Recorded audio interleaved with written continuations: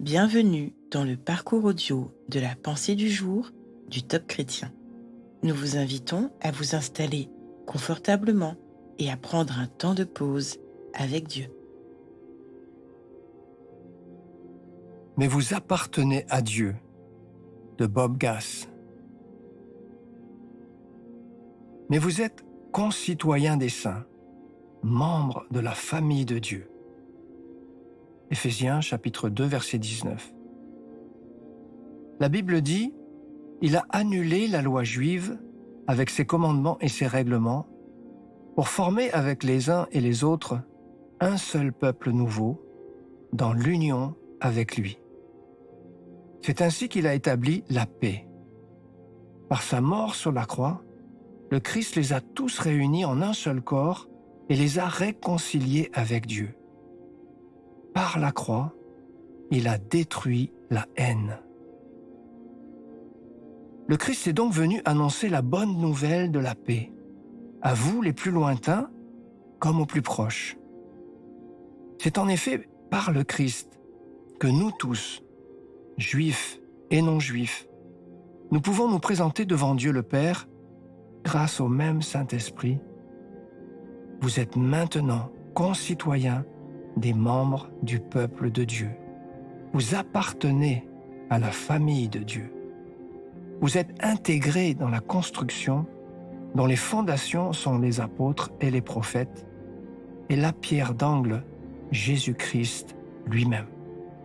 C'est lui qui assure la solidité de toute la construction et la fait s'élever pour former un temple saint consacré au Seigneur.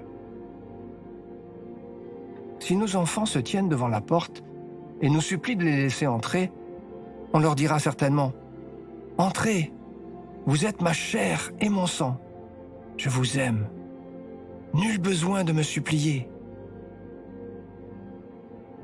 Dieu construit une maison pour nous. On peut se présenter devant lui à tout moment, quel que soit notre besoin, en sachant qu'il nous recevra avec amour. Dieu, c'est le Père que l'on a toujours espéré, et nous, l'enfant qu'il a toujours voulu. En cas de doute, regardons à la croix pour mesurer à quel point il nous aime. Nous appartenons à Dieu.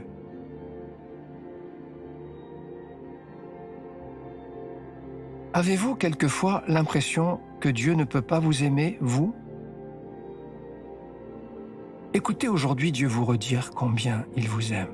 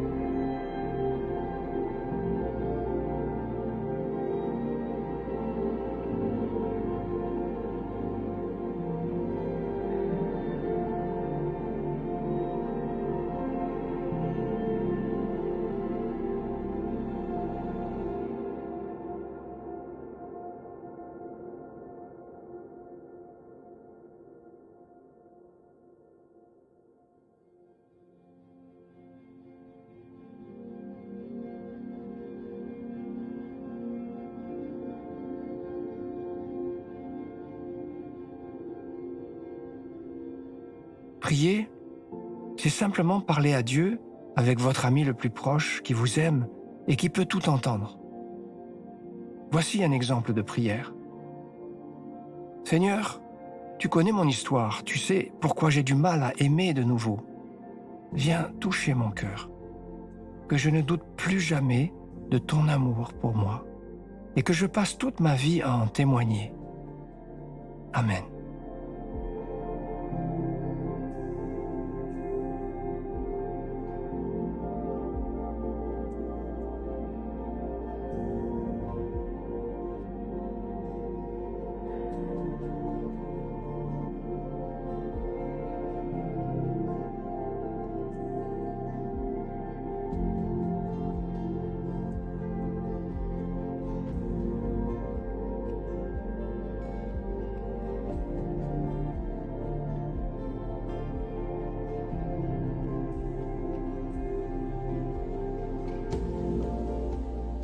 Même si aujourd'hui ce sujet est difficile pour vous, regardez en arrière et vous retrouverez des sujets de reconnaissance à adresser à votre Dieu.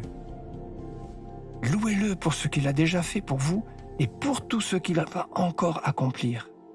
Son amour pour vous est éternel. C'est merveilleux, n'est-ce pas?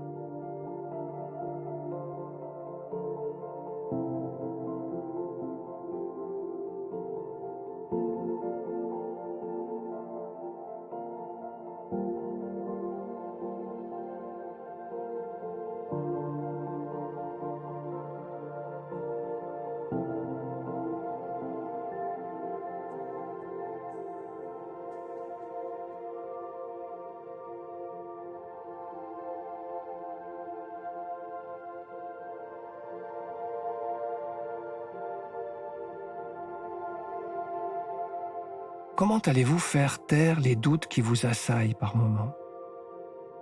C'est simple. Lisez et relisez ce beau passage adressé aux Éphésiens en croyant qu'il est aussi pour vous. Votre foi grandira peu à peu et vous serez émerveillés de votre assurance dans l'amour de votre Dieu.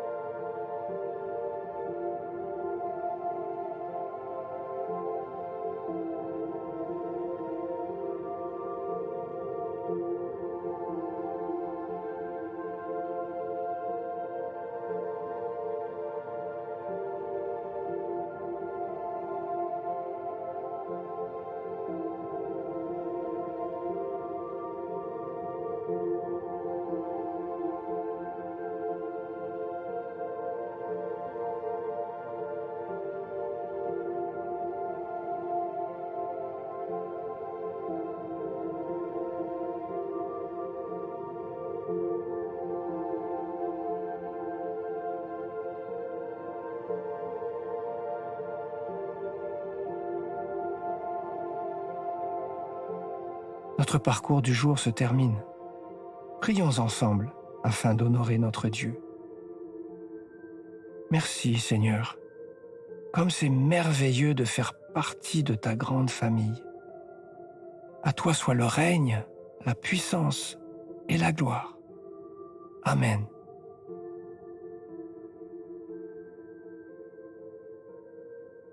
Nous espérons que ce temps de pause avec Dieu vous a ressourci. Rendez-vous demain pour un temps de Séla avec la pensée du jour.